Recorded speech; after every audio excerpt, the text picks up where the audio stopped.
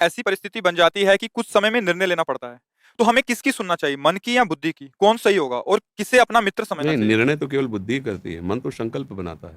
मन निर्णायक थोड़ी होता है। मन के ऊपर निर्णायक बैठा हुआ है बुद्धि, और बुद्धि के ऊपर निर्णायक है संत वचन, शास्त्र वचन। तस्मात् शास्त्रम प्रमाणम ते कार्याकार्यो व्यवस्थितौ।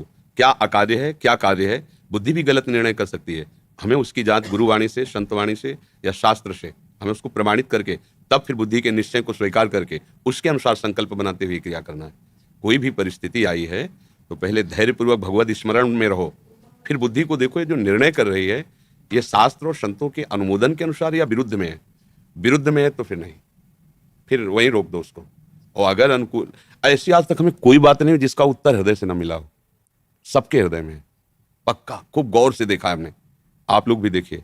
आप कदम जिधर रखेंगे तो आपको अंदर से निर्देश मिलने लगेगा, दिशा गलत है, इस समय जो आप करने जा रहे हो बिल्कुल ठीक नहीं है। पर अपने लोग सुनते हैं, समझते हैं, पर वो बात नहीं मानते। वही गुरुदेव बैठे हैं अंदर सबके, मतलब ऐसे स्पष्ट आज्ञा देते हैं कि अगर आप उनके अनुसार चल जाओ तो तुम जीवन में विजयी ही विजयी रहोगे। हम मतलब बहुत सूक्ष्म बात है। आप लोग बहिर्मुख रहते हैं, एकदम बारबरती रहती तो आप उसे जान नहीं पाते। पर आप देखिए, जहां आप सतमार्ग की तरफ चलेंगे तो मन घबराहट पैदा करेगा, पर बुद्धि आपको सहयोग दे देगी, मार्ग सच्चा है, चलो।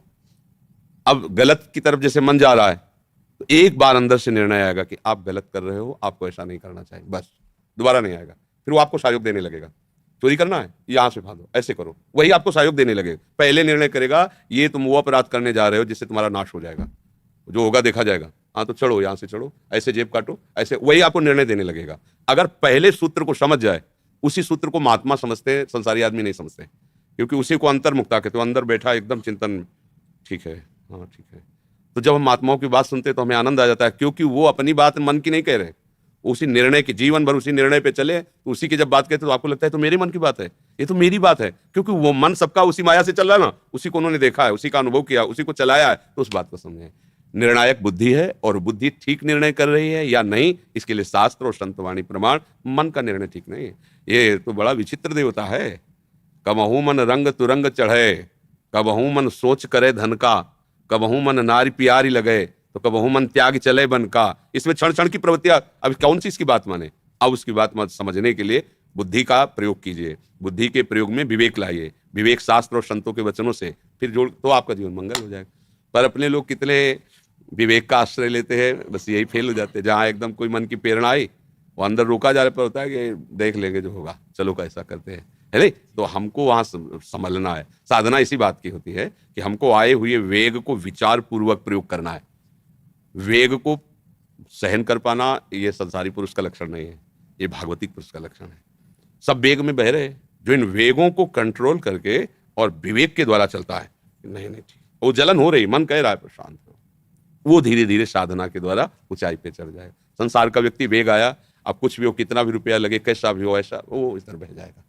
अपने लोगों को, जो सत्संगी जन, ऐसे नहीं बहना, विवेक पूर्वक, विचार पूर्वक कदम रखना है। क्योंकि फिर जो गलती हो जाती है, वो जब पौधा रूप वृक्ष बनता है, काटने से फिर नहीं कटता, वो भोगना ही पड़ता है। भगवान ही क्षमा कर दे तो है। तो अब जैसे लोग गलतियां करते हैं और उस पर ध्यान नहीं देते हैं, तो जब आगे वो परिस्थिति में आएगी गलती, वो आपकी परिस्थिति को चौपट कर देगी। अब आपको लगा भगवान का क्या बिगाड़ा था हमने, भगवान ने ऐसा कर दिया। भगवान ने नहीं किया, वो आपका कर्म है। हमने तो जीवन में ऐसा नहीं किया, तो इसी जीवन में तुम थोड़ी पैदा हुई हो। लाखों करोड़ों जन्म तुम्हारे हो गए, तो तुम्हारा लाखों करोड़ों जन्मों की कमाई जमा है, अच्छी या बुरी दोनों भोगने पड़ेंगे। जैसे कई बार देखा जाता है कि ज़्यादा ज्ञान भी नहीं है और ज़्यादा मतलब, लेकिन अरबों रुपया का हिसाब किताब उसके पास है, और तुम बहुत पढ़े लिखे हो, बहुत सब ज्ञान है, इंजीनियर, सब गोबर डालने को मिल रहा है, ना कोई काम मिल रहा है, ना कोई मिल, ये उसका पूर्व संचित पुण्य है कि किसी काम का आदमी नहीं, 2 कौड़ी का दिमाग है पर वो अरबों पे खेल रहा है। हम बहुत विवेकवान, बहुत बुद्धिमान, लेकिन ठीक से रोटी खाने की व्यवस्था नहीं हो पा रही। ये पूर्व कर्मों का हिसाब चल रहा है। बहुत मेहनत कर रहा है, धर्म से चल रहा है, लेकिन कुछ नहीं बन पा रहा। शराब पी रहा है, गंदे आचरण कर रहा है, वैभव मारा घूम रहा है। तो इसी में लोग चकरा जाते हैं कि गंदा आचरण कर रहा है फिर भी मौत से है, हम सही चल रहे हैं फिर भी दुख से हैं। तो ये संशय न रखे, पूर्व हिसाब किताब चल रहा है। आज की खेती कल काम आती है नहीं, आती नहीं। आज तुम्हारी खेती अच्छी है ना, कल मौज से तुम जीवन भर अच्छा खाओगे। वो बुरा जो अभी कर रहा है, वो अच्छी खेती का भोग भोग रहा है, और जब इसकी बुरी फसल तैयार होगी तब तुम देखना, फिर ये इसकी दशा बिगड़ जाएगी। इसलिए विवेक पूर्वक काम करो।